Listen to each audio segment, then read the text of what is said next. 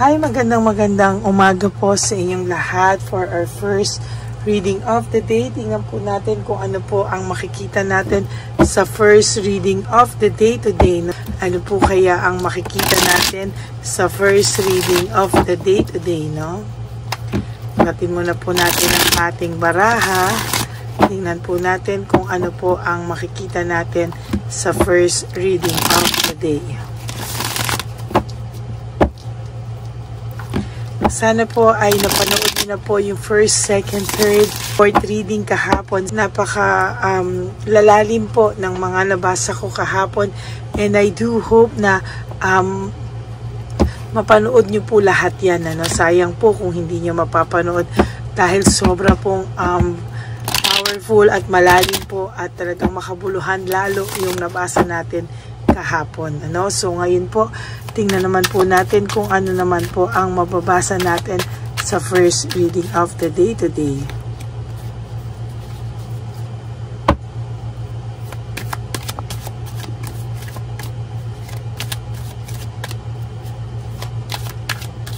Yan, balasahin lang muna po natin to. I hope no skipping of ads. Huwag niyo po itong i-skip because dito po ako kumukuha ng connection at energy sa akin pong mga binabasahan, no? So, pili na po tayo ng 20 cards. 1, 2, 3, 4, 5, 6, 7, 8, 9, 10. Dito naman po tayo pumunta dito. 11, 12, 13, 14, 15, 16, 17, 18,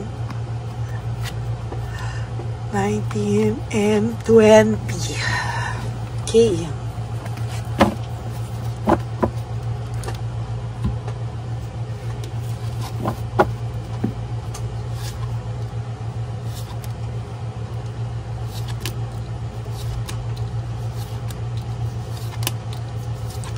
Yan.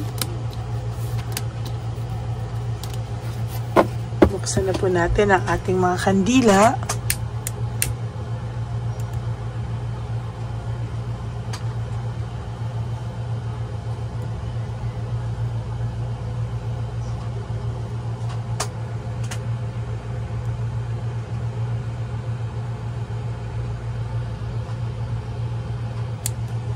Okay.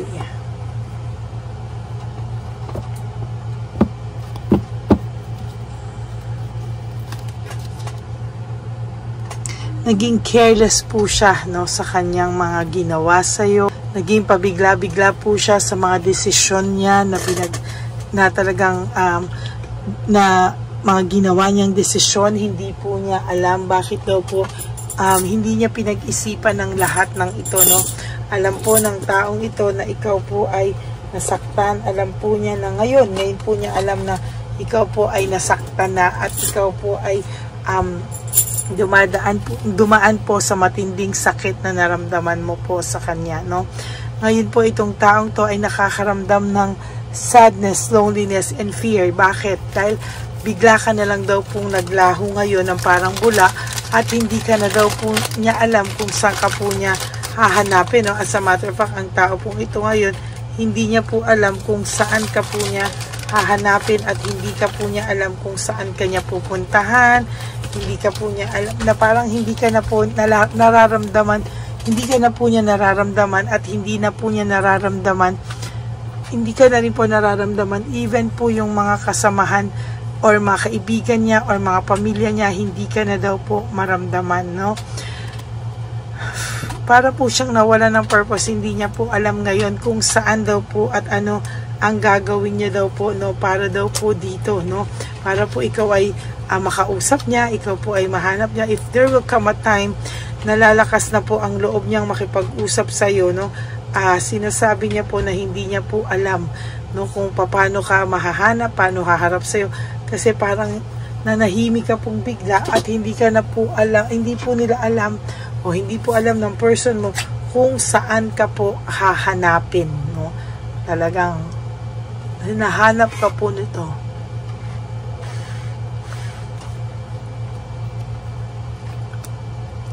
Dahil naging masaya po siya sa'yo. Naging masaya po kayo sa isa't isa, no? Talagang nagkamali lang po itong taong to sa mga ginawa niya sa'yo. Hindi niya rin po alam kung paano ka po niya talaga i-approach. Hindi niya po alam paano ka ina-approach at saan ka niya lalapitan, ano? Dahil itong taong po ay nakakaramdam siya ng matinding pagkamis sa'yo. Naiisip niya po yung happy memories nyo. Naiisip niya po yung pagsisimula nyo. Naiisip niya po lahat ito sa mga oras na ito, no? Ang tao pong ito ay nakakaramdam ng anger, argument, no? Sa mga kasama niya ngayon, para po ito ay nawala ng gana, no? Sa mga kasama niya, para po ito biglang umiwas, no? Bigla po siyang nakaramdam din ng pagkabagot sa kanyang mga kasama, para po itong nakaramdam ng para po itong nagnilay-nilay at naramdaman niya po na itong tao pong ito, itong mga taong to na pinaniwalaan niya, itong mga taong ito na talagang akala niya ay kakampi niya, ay bigla na lang pong nawala sa kanya, no?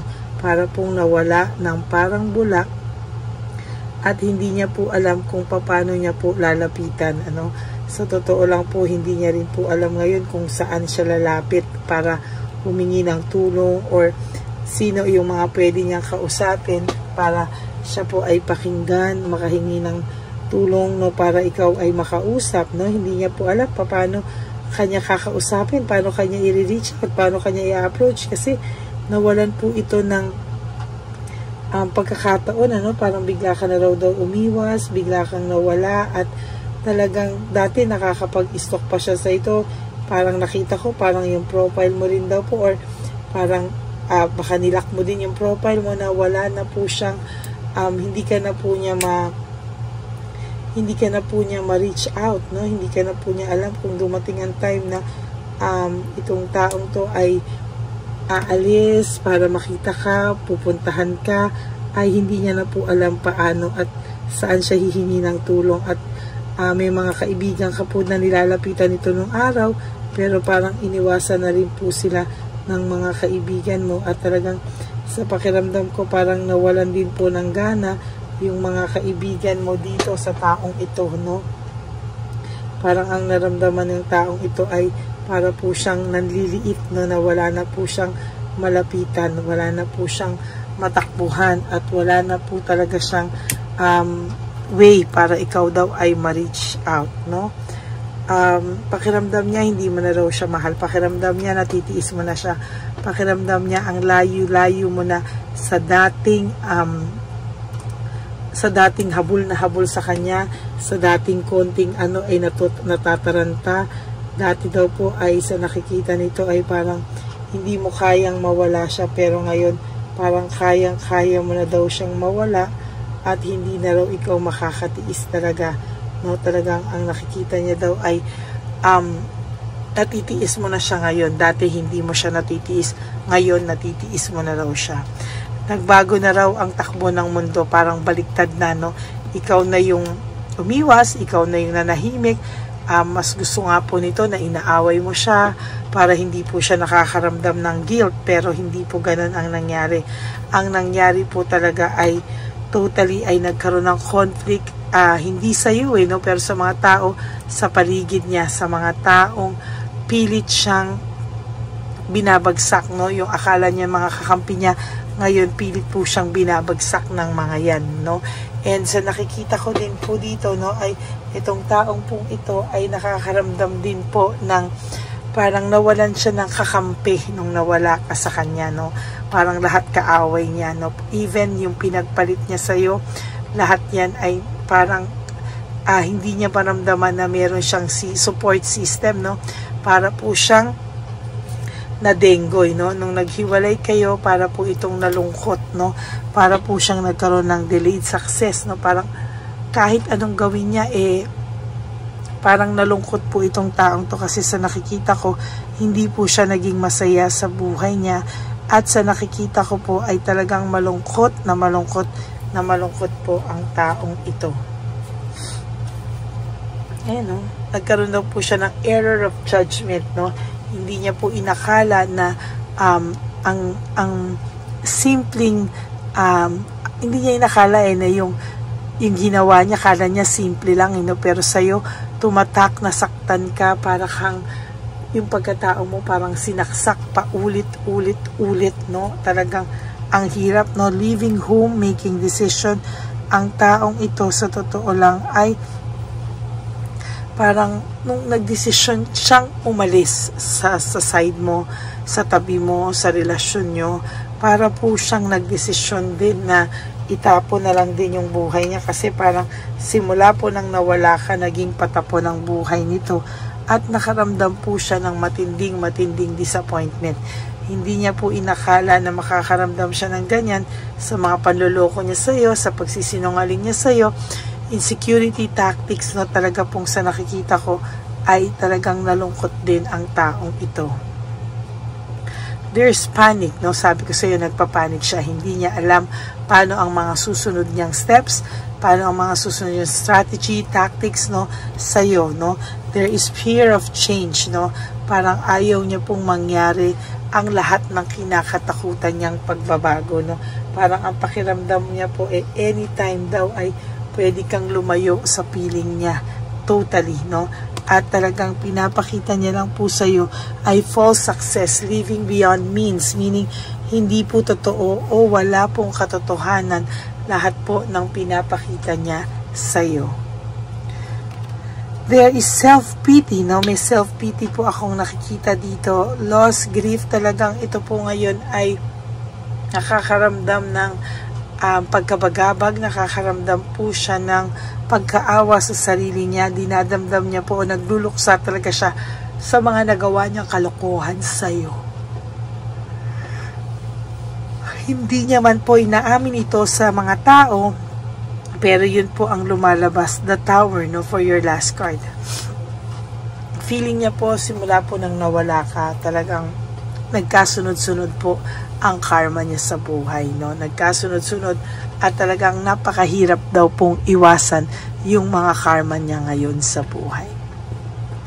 So that's it. Yan po ang nakikita ko, and sa nakikita ko po ay nagulat ito, no? Lahat sila nagulat na bigla ka na lang nawala, bigla kang umiwas, bigla ka na nahimik, hindi nila alam paano ka i-reach out, hindi ka nila alam paano ka lalapitan, bigla silang nagkaroon ng hiya sa iyo.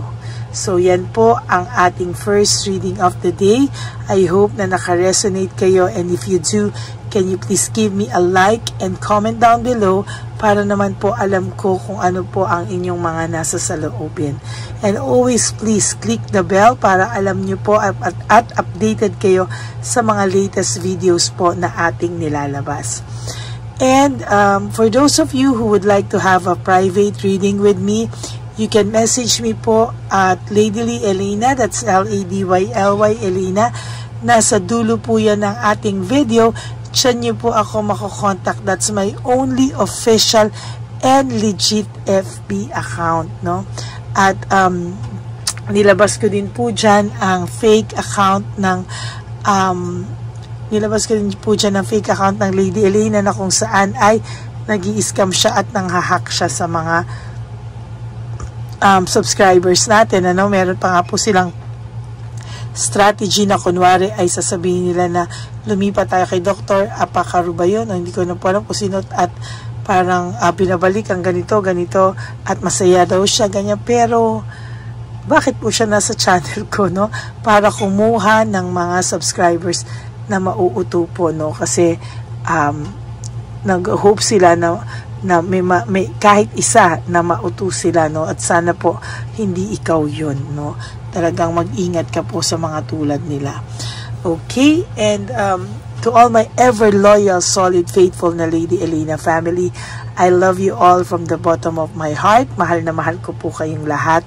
At tandaan nyo po ha na ako po ay nagpapasalamat sa inyong lahat dahil sa lahat ng support ang ibinigay nyo sa akin sa araw-araw. Kaya naman po ako, no, kahit po ako ay talagang hanggang 3 lang ang readings, lagi ko po tuloy kayong nabibigyan ng bonus reading kasi po alam ko po, no, na parang hinahanap-hanap nyo po. So I think 4 readings in a day, kung kaya lang naman po, bakit hindi, no, ay mabigyan ko po kayo ng 4 readings of the day. Yun, maraming salamat po sa inyong lahat sa patuloy niyo pong panonood.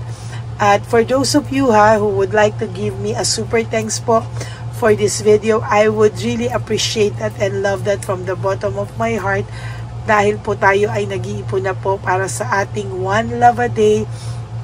At ako po ay nagpapasalamat sa lahat ng mga ever loyal at solid and faithful na hindi po nag-i-skip ng ads. Alam nyo na po na tulong na lang po natin yan sa ating mga lolos and lolas. So maraming salamat po, no? And ang lagi ko pong bilin sa inyo is just to live one day at a time. You wake up and do 3 things that will make you happy for today. Prioritize yourself, no? Be grateful, be happy, no? Tayo po ay binigyan pa ng ating Panginoon ng bagong buhay, no? Kaya maraming salamat po sa inyong lahat na nakaka-appreciate ng buhay, no? And always love yourself no matter what, because self-love is still the best love of all. Ayan, maraming salamat po. And you have to realize that life is so short. Don't make it shorter by stressing yourself from all the pains and heartaches na binigay sa inyo ng kahapon. Just surrender everything to the divine universe and just let go and let God write your life and love story. I will be back for another set of reading. Huwag po kayong malulungkot, ha. Ako po ay magbabalik para sa another set of reading for our second set. For the meantime, I hope napanood nyo muna po ang first, second, and third kahapon bago po kayo tumalon dito sa first reading of the day. Kasi po, yung mga readings po natin kahapon ay very malalim. Talaga pong dinip dive natin yan at talagang sabi ko po sa inyo, marami po sa inyo ang makaka-relate dyan. Kaya maraming salamat po sa inyong lahat and may God bless you all. Yan. So thank you po at babalik po ako mamaya for our second reading of the day. Bye! Okay, update po, may nagpanggap pong subscriber natin na siya po ay magpapahula sa fake na Lady Elena, kaya ayan, hinihingan po siya ng $80 at ang cell po niya ay nabigay at nakuha. Ang pangalan niya po sa cell ay Julian Albert, no? Siya po ay may cell account din, kaya mag-iingat po kayo. Ayan po, no, kung sino man po yung scammer na Julian Albert na yan, no, i-insensuhan po natin yan para siya po ay makonsensya. Kung wala man po siyang konsensya, at least po bumalik sa kanya lahat po ng kanyang ginagawa at maling-mali po yan, ano.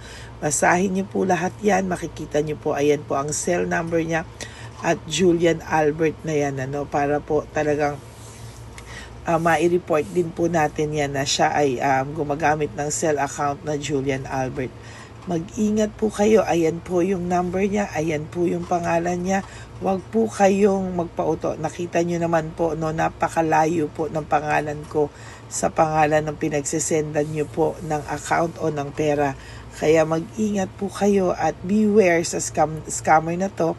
At talagang ayan po, pinost ko po ang kanyang pangalan dito para maging babala po sa inyong lahat. Maraming salamat po. At mag-ingat po kayo, pakireport po ang page na yan, ang messenger niya na Lady Elena. Maraming salamat po and God bless you all. Ayan, sa susunod po makikita niyo yung account niya na i-report niyo. Salamat po na marami. Magandang gabi po ulit sa inyong lahat. Ako po ay muling nagpapaalala sa inyo na mayroon pong lumalabas sa FB at Messenger account na fake account po, no, nang hihingi po ng $25 through PayPal at hindi po yan totoo. Huwag po kayong maniwala dyan. At pag sinabi mo po na gusto ko pong marinig ang boses nyo or makita kayo, ang sasabihin po ay magbibigay kami ng link. Buksan mo yan At pagkatapos ay makikita mo ako, wag po kayong maniniwala dahil yan po ay hindi totoo. Yan po ay isang malaking scam na pag binuksan nyo po ay makahak po lahat-lahat sa inyo. Mahahak po ang inyong mga personal details. Lahat po, lahat ay mahahak.